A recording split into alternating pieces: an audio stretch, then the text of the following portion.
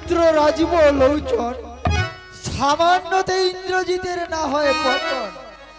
নিকুম বিলার যজ্ঞ করে ওই দুষ্ট নিশাচর করিয়াছে এই যজ্ঞ কুণ্ড লঙ্কার ভিতর।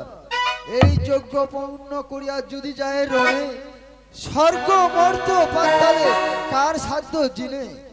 বর্মা দিয়েছেন সাপ, এই যজ্ঞ ভঙ্গ তোমার করিবে যেই জন, মরিবে তাহার হাতে না যায় খণ্ডন। লক্ষণকে আমার সঙ্গে পাঠাও তরিত, ইন্দ্রজিতের যজ্ঞ ভঙ্গ করিয়া মিত্র বুধিব ইন্দ্রজিৎ মিত্র। আমি আমার ছোট্ট বোনের থেকে আমি হারাতে চাই না মিত্র। মিত্র ভাবো কি কারণ, শত ইন্দ্রজিৎ বল ধরে না লক্ষণ। যখন রাবণ সেল মারিল ওই বুকেতে, রণস্থলে পড়িলেন ঠাকুর লক্ষণ। কুড়ি হাতে না পারিল তুলিতে রাবণ। লক্ষণের যত শক্তি আমি তাহা জানি, যুদ্ধেতে লক্ষণ বীর মিত্র পাঠাও আপনি মিত্র। বহু বিলম্ব হয়ে যাচ্ছে মিত্র, এদিকে ইন্দ্রজিতের যজ্ঞ সাঙ্গ হতে চলছে মিত্র। এসো লক্ষণ।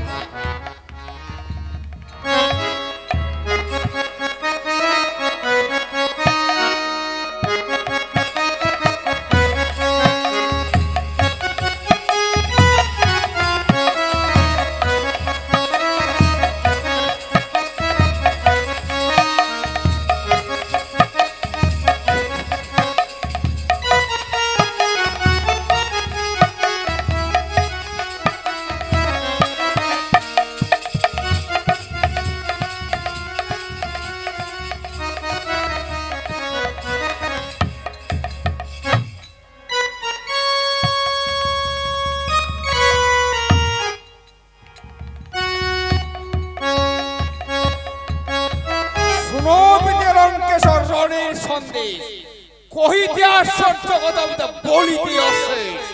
যখন গেলাম পিতা কবিশন তুচ্ছ জ্ঞানী, দেখিলাম মহাযুদ্ধ পিতা, দেখলাম কিন্তু মানে দুই ভেগে দেখলাম পিতা বিক্রম সৌসর অবিশ্রান্তরণ করে প্রফুল্ল চক্র রক্ষ দেবতা গন্ধর্ব চরাচর সবার নিকটে যুদ্ধ পিতা দেখি নৌড়ার বাড়া। প্রথম যুদ্ধ দেই করিলাম তা বড় সংগীতি, চূর্ণ তখন মারিল সারথি। বানবিন্দি ভাইকে করিলাম জর্জর, পড়িল অসংখ্য মারণ। ব্রহ্মস্ত্র প্রচন্ড প্রতাপ, একবারে চোর মূল্য তখন 84 লক্ষ সাপ। সব ভাই চলি আকাশেই ধরে পড়া, হাতে পায়ে গড়ে পিতা তখন বাঁধল ভাই দুইজনা। ত্রিভুবন জড়িয়ে পিতা যদি করে আকিঞ্চন, তবে না খসাইতে পারে না খসার বন্ধন। রাম লক্ষণ পিতা ভাই নাই আর, শীতলে ব্যস্ত পিতা নিঃসংশয় অন্ত। ধন্যবাদ পুত্র ইন্দ্র। যাও তুমি বিশ্রাম পক্ষে গিয়ে বিশ্রাম করো। ঠিক আছে পিতা, আমি বিশ্রামেই যাচ্ছি। আপনার চিন্তা নেই মহারাজ, এবার কি ইন্দ্রজিতের বাণে রাক্ষসের বাণে তারা এবার মৃত্যুতে শয়ন শয্যায়। জয় শ্রীরামচন্দ্রের জয়। মহারাজ আবার সেই শ্রীরামচন্দ্র, যাও আবার আমার ইন্দ্রজিৎ পুত্রকে নিয়ে এসো। ইন্দ্রজিৎ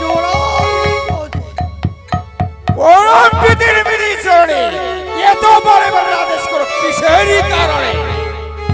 পুত্র ইন্দ্রজিৎ, যাও তুমি নরবাণীকে বন্দী করে নিয়ে এসো আমার রাজসিংহাসনে। অনেক না মনে পিতা এই কথা জীবন চক্ষি সংগ্রহে পিতা আমি করতে যাবরণ। জয় অগ্নিদেবের জয়।